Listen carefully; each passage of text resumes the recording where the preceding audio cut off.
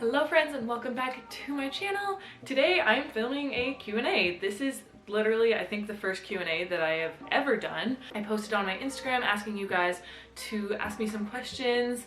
I got a decent amount. I think I'm gonna keep them all in one video, even if they're on different topics. In the future, I'll probably do separate videos depending on what topic of question gets submitted. So follow my Instagram, it is at Kayla Kempers. And then you'll know when I'm asking for a question for my channel. First question that I got was, how did you like university? So I am finishing up university now. I enjoyed it, however, I think I'm kind of one of those in-between people, because there's people that university is really, really good for, and then there's people that university is probably not their best path to choose for finding a career. I think I'm somewhere in between. I like the structure of learning and I just love learning all the time, but I learn very well from application. So I'm thinking maybe university wasn't my best bet, but something like college would have probably been a better decision for me, just because I am more of a hands-on learner, and the few courses that I've had that were more hands-on and applicable, I learned better in them. I got better marks and I thought they were more useful because I could actually use them. But I did enjoy university. I found my best friends here. I met some amazing people. I've learned so much. So yeah, I liked university, and I think that it is a really good choice for people going into my program, which was computer science. But for the stuff I want to do, which I think is now going to be, you know, web development and UI UX design, I probably could have greatly benefited from a college course as well. Someone asked, how did you prepare for university? I really didn't prepare for university at all because coming out of high school, I went into film production, as some of you guys know if you've been following along for that long. I wasn't in computer science until my second year of university when I transferred over. And even then it was very last minute. Some of you guys don't know, but I actually was going to go to a college for graphic design, and then last minute decided that I wanted to stay in university and go into computer science. So I really didn't have much time to prepare. There were a couple courses that I had to get made up for, such as calculus and one chemistry, but it was difficult because the programs that I tried were both so different that there wasn't really any way for me to prepare for either of them. And if you prepare for one and then you switch, then it doesn't really matter that you prepared anyways. So honestly, out of high school, I took the courses that I thought I needed for film production, which really wasn't that many, which is why I had to make up some science and math courses. University preparation was not good on my part. There wasn't much of it at all. Okay, one of my friends asked favorite books, movies, songs, and food. That's a lot. So we'll just do movies. Honestly, I don't really watch that many movies right now. So I'm not sure. Books, my favorite books, I already mentioned this in another video, probably the Mortal Instruments series. I love them so much, and I'm such a nerd for fantasy novels. And then also the Ingo series, which is about mermaids technically, but they're like cool mermaids, if that makes sense. It's like what mer people would actually be if they were real and not a fairy tale kind of thing. Those are my favorite books. Songs, there's also a lot. I have a very wide variety of music that I listen to. So the next question is, how do you deal with imposter syndrome? So if you don't know what imposter syndrome is, it's basically the feeling that you are undeserving or inadequate. Despite the fact that you've succeeded or you're doing well, you still feel like you don't deserve any of the success you get. It's that kind of thing. Which is I think definitely something that I've had throughout the course of my university degree especially.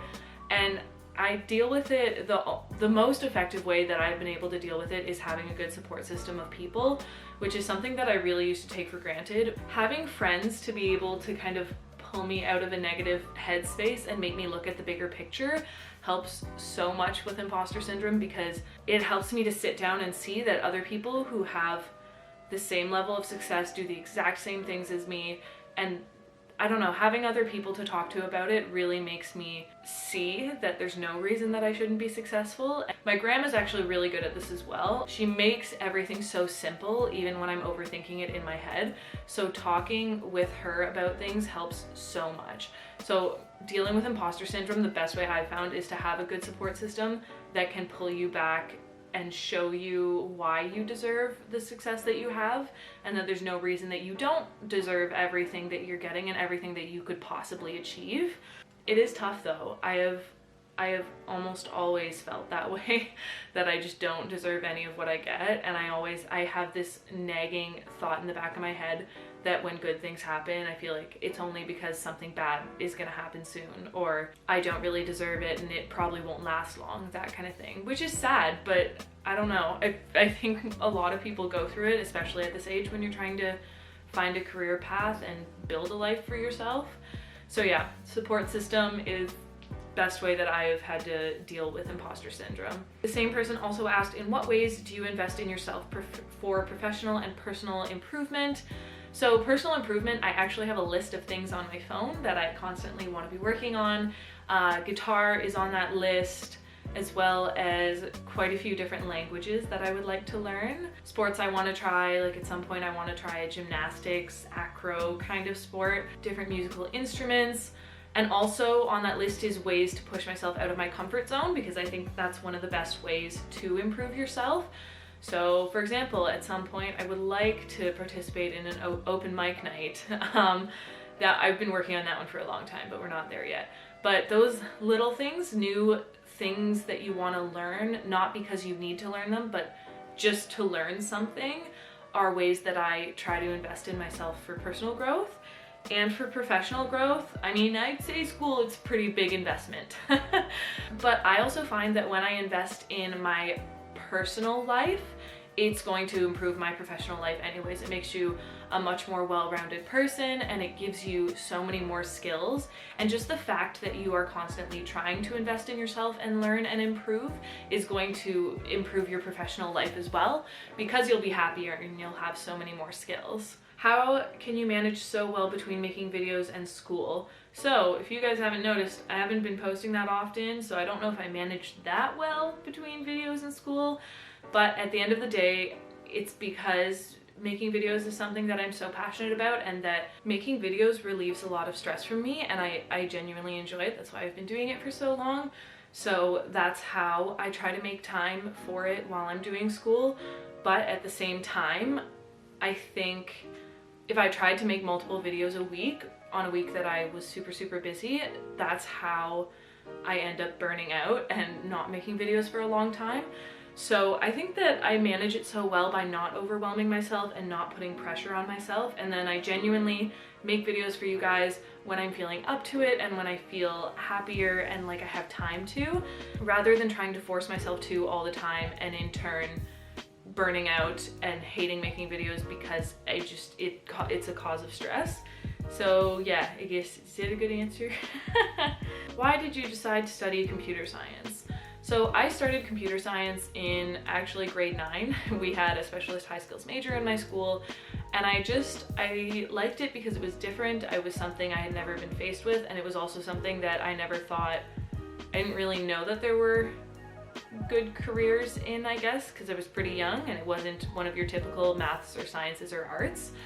And then genuinely, I just really enjoyed the problem solving, and I could see how quickly technology was advancing and in the ways that it could help people, and I kind of just wanted to be part of that because it was just such a cool thing to me and such a massive part of our world that I wanted to be part of that, and I wanted to someday work up to the point where I could help people with technology rather than people always just being scared of and bitter towards technology because it is so new. And that was the thing too, because it is such a new field, I feel like there's so much to learn and so many more advancements to make it's a really exciting thing to be a part of. So that's why I did it, and that's why somehow I'm still here. Most difficult part of your computer science degree? Probably the maths. I don't know, math is okay, and I used to really enjoy math, and then it hit calculus and I was not happy anymore with that. Luckily, you don't require that much math. Really, you still require quite a bit of math for computer science, but not as much as mathematician, I guess. So math was definitely the most difficult part of my degree for me, at least. Okay, 2 more questions because you guys actually sent quite a bit and I don't want this video to be too long. But the next question is, do you have any side hustles? Which technically YouTube is probably the closest thing to a side hustle that I have.